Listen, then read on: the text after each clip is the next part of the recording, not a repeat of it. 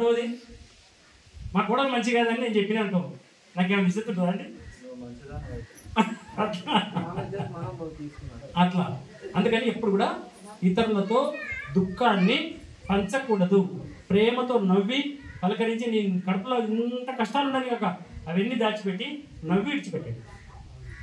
బాగున్నావా అంటే బాగున్నావా అన్నంతలే దొరికించుకొని బండి మీద లివాడితే కూడా అది బంద్ చేయకుంటే కూడా ఇక జోలు చెప్పి కథను సార్ చెప్పేది ఉంది కానీ వద్దున్నాయి కథలు వద్దున్నాడు.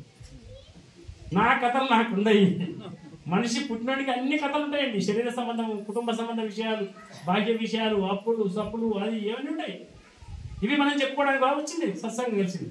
సత్సంగము అంటే అర్థమైంది. సత్ అంటే మంచి, స్పష్టమైనటువంటిది. మంచిది ఏంటి ప్రపంచంలో అంటే ఎవడు మంచోడు కాడు, అంత భగవంతుడే మంచోడు. భగవత్ సంబంధమైనటువంటి విషయాలను మాత్రమే మాట్లాడేందుకు సత్సంగం ఉంటుంది.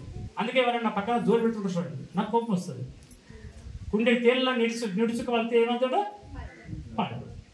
అందుకని సత్సంగంలో ఎవరు మాట్లాడరు. ఎందుకు మాట్లాడాలంటే ఇంకో కారణం చెప్తాను. అయ్యగారు ఇక్కడే ఉన్నాడు.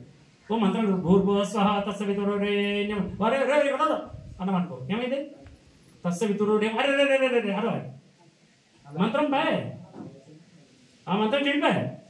అది దేవుడికి ఎక్కది. అది ఏ అక్షరములు అయితే 24 అక్షరాలు ఉన్నాయో ఆ అక్షరాలు మాత్రమే పలకాలి.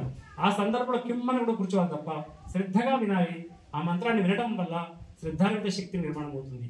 ఇది మనం నేర్చుకోవాల్సింది. నేను మాట్లాడతాను నా ఊరు ఇది, నేను ఈ మొత్తం కర్రీ నేను పెట్టుకుంటున్నా అంటే కాదు. ఇది నువ్వేమైనా చేసుకో, యజ్ఞానికి భగ్నంగా గీకు.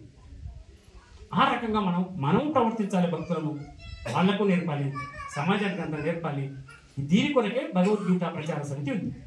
కిషన్ ప్రభు ధర్మ ప్రచార సమితి పారాయణం చేయడానికి లేదు. ఓన్లీ పారాయణం ఒక భాగం, అంతర్భాగం మాత్రమే.